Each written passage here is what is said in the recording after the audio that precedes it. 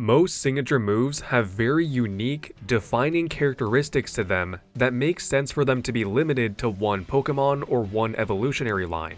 Dragapult's Dragon Darts involves it firing its 2 Dreepy at its opponent. Alolan Marowak's Shadow Bone involves it throwing its Shadow Bone at the opponent, and Aegislash's King's Shield activates its Stance Change ability, as it's a Pokemon that goes back and forth between Shield and Blade. Some signature moves, though, don't really have any notable ties to a Pokemon's lore or anatomy, with their description and animation all being really generic. Sometimes, these kinds of moves do end up being more widely distributed, like Castform's Weather Ball, Slacking's Slack Off, and Sceptile's Leaf Blade, but there are still plenty of them that haven't. So in this video, I'm going to be taking a look at generic signature moves and theorizing what other Pokemon they would make sense on that would also benefit the most from learning them. First, we have Lycanroc's Accelerock. This is a 40 base power, 100% accurate, physical attacking rock type move with +1 priority. The concept of this move could not be more generic for a physical attacking rock type priority move, with the description just saying that the user smashes into the target at high speed. Any rock type that could reasonably be argued to perform a fast headbutt or shoulder bash into an opponent could get this move, and I narrowed down 3 candidates that I think fit best: Aerodactyl, Terrakion, and Rampardos. For Aerodactyl, it's described to be the king of the skies, so it could absolutely charge at its opponent from the air. It would be especially good on its Mega form since it gets Tough Claws, and Accelerock is a contact move that would get boosted. For Terrakion, it's described to have a charge strong enough to break through a giant castle wall in one blow.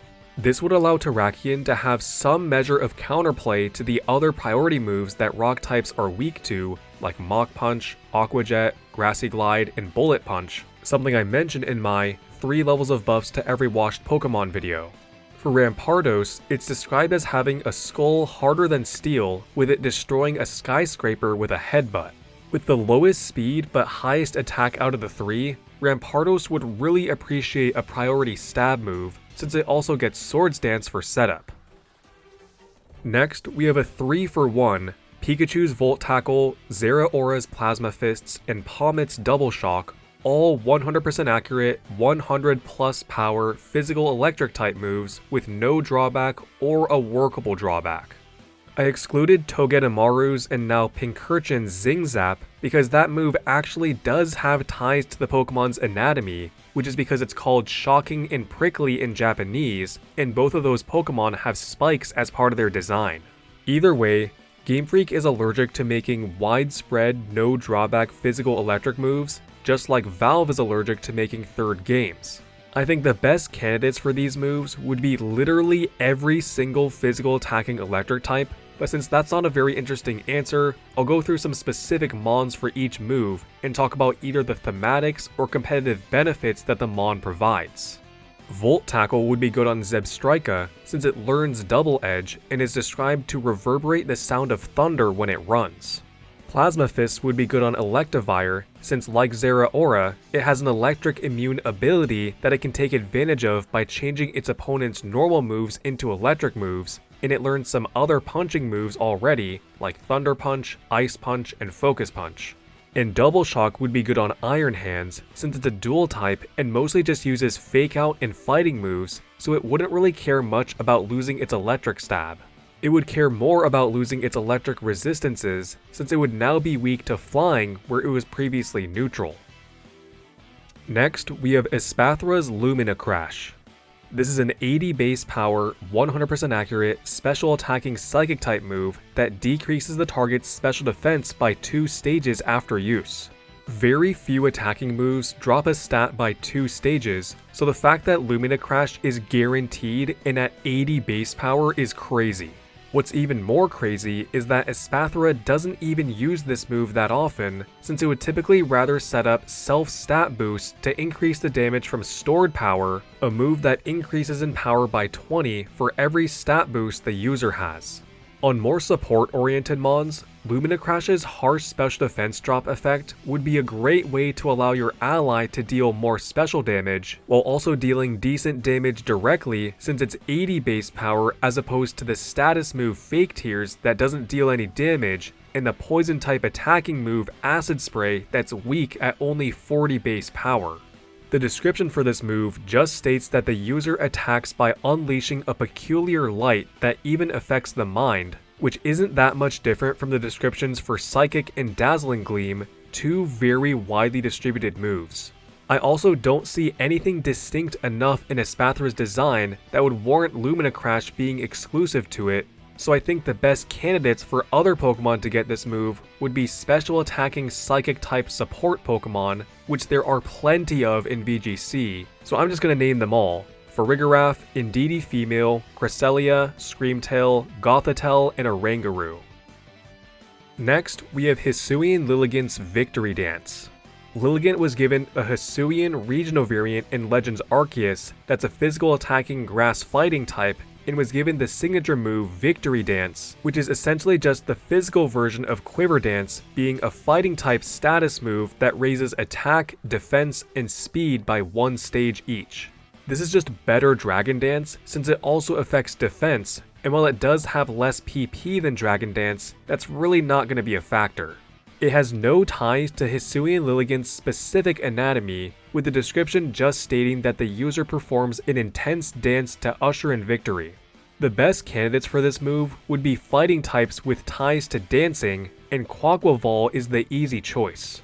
It's a fighting type and is known as the Dancer Pokemon, with its signature move Aqua Step being categorized as a dance move. With it having an average 85 speed stat but a good 120 attack stat, it would take great advantage of Victory Dance, with it being able to snowball its offenses during a sweep even better since it gets Moxie. Other Pokemon I was considering but wasn't quite sure if they would be the best fit were Hawlucha, Gallade, and Mienshao, and while none of them have any direct ties to dancing in their lore like Quaquaval does, Dragon Dance and Swords Dance are given to plenty of Pokemon that have nothing to do with dancing, so I think it would probably be fine. You could also make an argument for Victini, not because it dances, but because it's known as the Victory Pokemon and gets the signature ability Victory Star. I don't want to imagine Victory Dance boosted V-Create though, so let's leave Victini out of this. Next, we have Hisuian Avalug's Mountain Gale. Like Lilligant, Avalugg was given a Hisuian regional variant in Legends Arceus that was given the signature move Mountain Gale, which is a 100 base power, 85% accurate, physical attacking ice type move with a 30% chance to flinch. The concept of this move is basically just that it's a stronger but less accurate version of Icicle Crash, as the description just states that the user hurls giant chunks of ice at the target to inflict damage, with the Japanese name of the move just being Iceberg Wind. It has nothing to do with the fact that Hisuian Avalugg's jaw is shaped like a snowplow, something that it is stated to do in lore, as the move doesn't even make contact. The best candidates for Mountain Gale would be large physical attacking ice types like Avalugg, and I think Mamoswine, Satitan, and Glastrier would fit the best. If they can learn Icicle Crash, which is just dropping big icicles on your opponent, then they can definitely learn Mountain Gale, which is just throwing big chunks of ice at your opponent. All three of these mons are even heavier than Hisuian Avalugg, which for some reason loses a bunch of weight from its regular form, but either way, they would all appreciate having a strong stab move.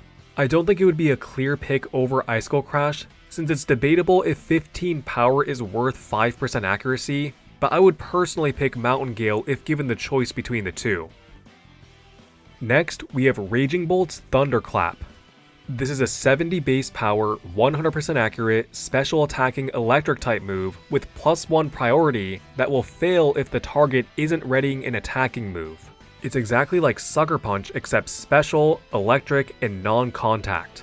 Unlike the other DLC Paradox mons, whose signature moves have pretty distinct ties to their lore, anatomy, and overall design, Thunderclap is pretty generic. The description just states that the user attacks first with a jolt of electricity. I guess maybe you could argue that Raging Bolt uses its long neck as kind of a lightning rod so that it's closer to the clouds in the sky, but plenty of Pokemon get Thunder, which is nearly the exact same concept, so I feel like this doesn't really matter. An electric type that has fallen off in recent formats that could use Thunderclap as a buff is Miraidon. Okay, but for real, Thundurus is my top candidate for this move, as it actually has fallen off in recent formats, with it getting nerfed so much in Gen 6 and the gen after that. Unlike Raging Bolt, Thundurus gets Nasty Plot for setup and has a really high 145 special attack stat in its Therian form. Another candidate I was thinking of was Ampharos, since it has low speed but high special attack, with its Mega form having especially high special attack at 165, but it doesn't have any special attack setup like Nasty Plot or Calm Mind, so it would be a nice buff to give it some kind of use, since it's currently considered one of the worst Mega evolutions. Next, we have Jinx's Lovely Kiss. This is a 75% accurate, normal type status move that puts the target to sleep. It has the benefit that Spore and Sleep Powder don't, which is that it's not a powder move, so grass types, overcoat mons, and safety goggles holders will be affected. This is one of the less generic signature moves on this list, since it absolutely does have ties to the Pokemon's lore, as Jinx is known for its big lips, among some of its other design elements. I still think that it's not specific to Jinx enough that other Pokemon couldn't learn it, and I think the best candidates would be those that can learn similar moves like Draining Kiss and Sweet Kiss. Tinkaton and Aromatisse learn both of these moves, and while Enamorus only learns Draining Kiss, it has pretty defined lips in its design. Lovely Kiss would be a really solid option on all of these mons to give them an additional component of utility in formats that allow sleep moves like VGC. On Enamorus Incarnate, it would be the second fastest user of a sleep move with 75% accuracy at 106 speed, with Jump Bluff being first at 110, but with Sleep Powder, which again has various means of being immune since it's a powder move. Interestingly, this move is known as Demon's Kiss in Japanese, which is quite the opposite of Lovely Kiss, but I still feel that these Pokemon could learn the move. Tinkaton hits rocks into the sky to hit Corviknight, showing that it can have a violent nature. Aromatisse gives off unpleasant smells to gain an advantage on their opponent in battle, and Enamorus is the love-hate Pokemon as it punishes those who treat life with disrespect. Lastly, we have Keldio's Secret Sword. This is an 85 base power, 100% accurate, special attacking fighting type move that deals physical damage just like Psyshock. Unlike Sacred Sword, which was given to a pretty decent number of other Pokemon after it was exclusive to the Swords of Justice, Secret Sword is still limited to Keldeo. Like Lovely Kiss, this is another move that isn't super generic, since the description makes it clear that it involves the use of a horn, which is a prominent feature of Keldeo's design, and it also causes Keldeo to change to its Resolute form, although this is purely an aesthetic form. So, the best candidates for this move would be special attacking fighting types with horns, or non-fighting types that could use it as coverage.